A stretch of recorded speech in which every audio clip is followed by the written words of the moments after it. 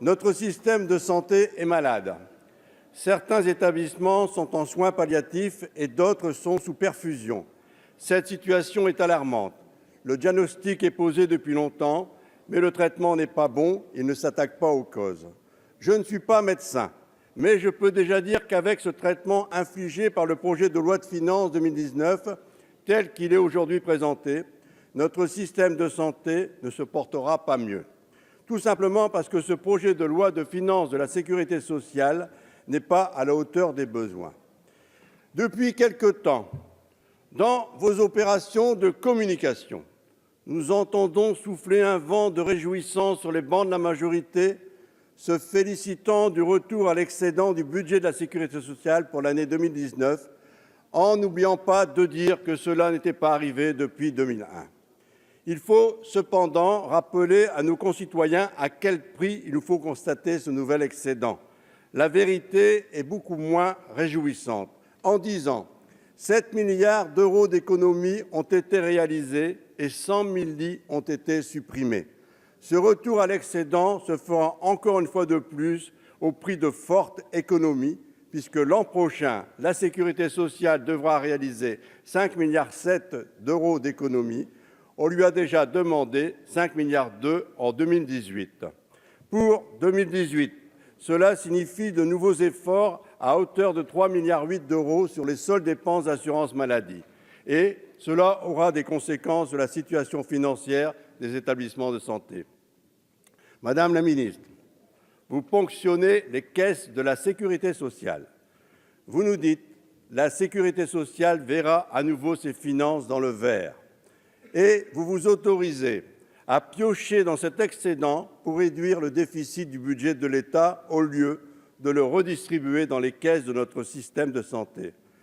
Votre gouvernement, grand seigneur, n'hésite pas à se servir de cet excédent pour annoncer de nouvelles exonérations patronales mises en place immédiatement. Immédiatement pour ces nouvelles exonérations, pas besoin d'attendre 10 à 15 ans ou 50 ans pour en mesurer les premiers effets, comme votre plan santé. Elles sont un nouveau cadeau, payé en partie par les assurés sociaux, estimé à plus de 40 milliards d'euros pour 2019. Encore des chiffres, toujours des économies. Ce sont encore et toujours les mêmes acteurs qui sont visés, les hôpitaux, les soignants, les patients, les retraités et les assurés sociaux. Le 14 avril dernier, lors d'un entretien télévisé, le président de la République déclarait, je le cite, « Il n'y aura pas d'économie sur l'hôpital durant ce quinquennat, je vous rassure », ce qui signifie aucun coup de rabot sur les dépenses. Est-ce un mensonge d'État quand le PLFSS présenté aujourd'hui nous dit le contraire? Les hôpitaux sont déjà à bout de souffle et devront encore se serrer la ceinture avec un nouveau plan d'économie de 910 millions d'euros. Je vous rappellerai que le déficit des hôpitaux publics a quasiment doublé en 2017, arrivé à 835 millions d'euros selon les chiffres de la Cour des comptes. Nous le savons tous et toutes, ici ce désengagement financier de l'État ne date pas d'hier. Mais force est de constater qu'au fil des années, de 1995 à aujourd'hui, les choix politiques de réduction des dépenses publiques n'ont pas épargné le service public hospitalier. Avec ce nouveau budget d'austérité, vous décidez cependant de poursuivre et de continuer sur la même lignée, alors que le diagnostic est malheureusement connu depuis fort longtemps et que le mal-être ne fait que s'amplifier. Vous ne répondez pas à l'état d'urgence. Vous vous trompez de cible. Ce ne sont pas les hôpitaux à qui il doit être demandé de nouveaux efforts.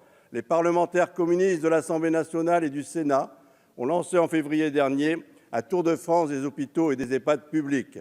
À ce jour, nous avons visité plus de 110 établissements et rencontré plus de 6 000 personnes, autant de cris de colère, autant de cris de révolte, de réelles souffrances.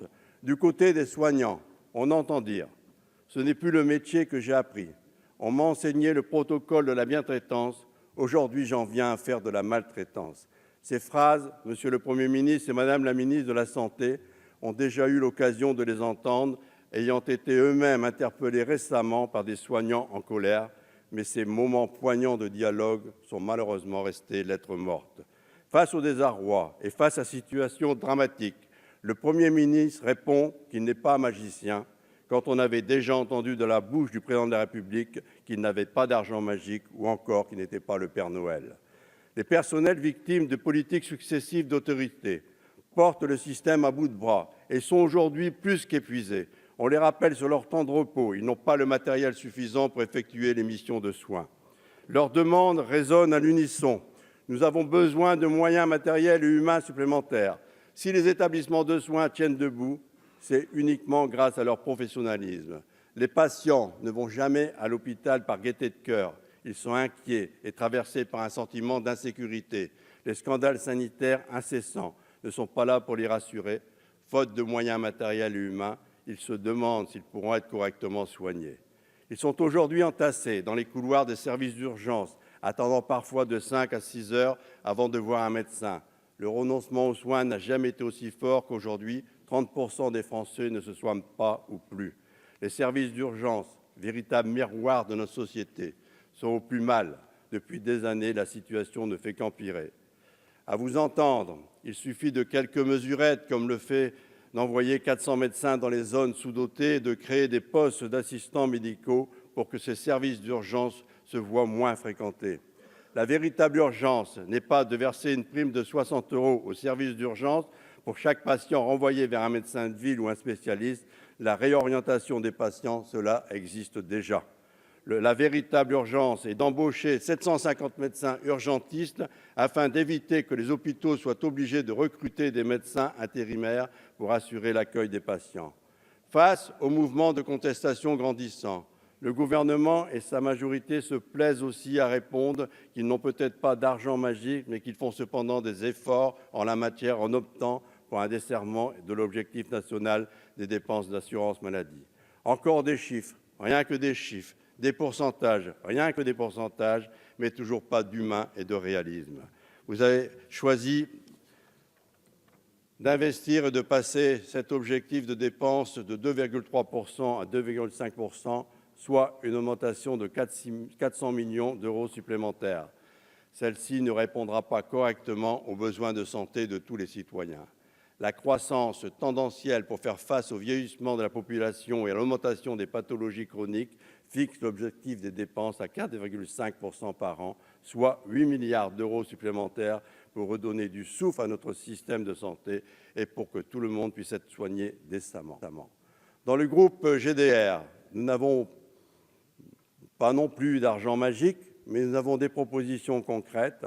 En février 2018, la Cour des comptes a suggéré que l'État prenne ses responsabilités concernant la chasse à la fraude aux cotisations sociales. Le gain potentiel annuel serait d'environ 10 milliards. 10 milliards d'euros, soit moins de la moitié de la fraude totale annuelle estimée entre 20 et 25 milliards d'euros par an. Votre opération séduction, faite autour du PLFSS 2019, est bien huilée. Si bien huilée qu'elle prévoit un reste à charge zéro sur les soins optiques, dentaires et audioprothèses. Une mesure sur l'accès aux soins qui pourrait être positive si elle ne faisait pas apparaître un transfert de la prise en charge de l'assurance maladie obligatoire vers les complémentaires de santé et donc les assurés. Selon une étude indépendante parue dans Le Parisien d'aujourd'hui, il faut s'attendre à une augmentation moyenne des tarifs complémentaires de 6,8% d'ici 3 ans et de 9,4% pour les seuls retraités. Il ne s'agit pas du 100% santé comme vous plaisez à présenter cet accès aux soins vers les personnes les plus vulnérables. Nuance et réalisme. Il s'agit d'une prise en charge biaisée, excluant plus de 4 millions de personnes qui n'ont aucune complémentaire et limitée à certains soins de santé. Nous sommes bien loin d'une véritable prise en charge à 100% qui concernerait tous nos concitoyens pour l'ensemble des soins de santé. La communication positive est aussi de mise quand il s'agit de prôner sans cesse l'augmentation du pouvoir d'achat. Ce budget démontre une toute autre vision. Les pensions de retraite, les APL et les allocations familiales sont quasiment gelées. Vous faites une économie de 2,8 milliards sur le dos des pensions de retraite qui ne seront revalorisées que de 0,3%, toujours bien en deçà de l'inflation fixée à 1,3%. Vous avez déjà fait les poches des retraités l'an dernier avec la hausse de la CSG, mais vous restez sourds aux mobilisations. Madame la ministre, votre PLFSS 2019 est une nouvelle punition pour des milliers de Français. Il ne pouvait en être autrement puisque ce nouveau PLFSS n'est qu'en partie la triste déclinaison du plan santé. De partout sur le territoire français, des signaux d'alerte vous ont été envoyés avec le recensement de plus de 1700 points de lutte hospitalière en 2017. Pour ne citer que certaines d'entre elles, la maternité du Blanc, quand on nous a promis qu'aucun hôpital de proximité ne fermerait ses portes, Nice, Saint-Brieuc, Amiens, Lille, Le Havre, Toulouse, Bastia, sans oublier les départements et territoires d'outre-mer qui sont, eux, encore un peu plus oubliés. Partout en France, des maires rendent leur écharpe, des soignants se mettent en grève de la faim, des médecins démissionnent. La colère est profonde, mais elle n'est pas écoutée. Elle n'est pas prise en compte. Pire, cette colère est méprisée. En même temps, c'est malheureusement prévisible quand le président de la République avait déclaré que le système de soins ne souffrait d'aucun problème de sous-financement, mais d'un problème d'organisation. Quand nous lisons vos propositions, quand nous lisons ce budget, quand nous vous écoutons le défendre, ce n'est pas l'humain dont vous parlez, mais ce ne sont que des chiffres. Tout n'est que valeur financière, pourcentage incessant. Les établissements de santé doivent rentrer dans de bonnes cases, jouer les bons élèves sous peine de voir leur financement dévalué et de voir par la même occasion leur image se dégrader. Mais je tiens à vous rappeler, la santé n'est pas un business, la santé n'est pas un commerce, la santé n'a pas vocation à être rentable. L'accès aux soins est un droit pour tous. La santé ne s'achète pas, elle n'a pas de prix, autant pour les soignants que pour les personnes âgées. Permettez-moi de citer Ambroise Croizat, ministre communiste du Travail et de la Sécurité sociale. Je le cite. « La sécurité sociale est la seule création de richesse sans capital, la seule qui ne va pas dans la poche des actionnaires, mais est directement investie pour le bien-être de nos citoyens. » C'est dans cet état d'esprit qu'en commission des affaires sociales, avec mon collègue Pierre Dharréville, nous n'avons cessé de vous dire que ce sont des choix purement politiques. Nous sommes maintenant rendus à l'examen de ce texte en séance. J'ose espérer que ces choix politiques se traduiront par une prise de conscience en réalité avec ce que vivent les gens au quotidien, du côté des patients comme du celui des soignants. Alors j'appelle sereinement ici, dans cet hémicycle, où le débat démocratique se fait, à votre bonne conscience, mes chers collègues. La santé n'est pas une affaire de tel ou tel parti, la santé n'est pas une marchandise, elle est l'affaire de toutes et de tous. Nous aurons d'autres occasions de nous exprimer au cours de l'examen de ce projet de loi. En tout état de cause, c'est dans un esprit constructif mais déterminé que les députés membres du groupe GDR abordent l'examen de ce texte. Merci. Merci beaucoup.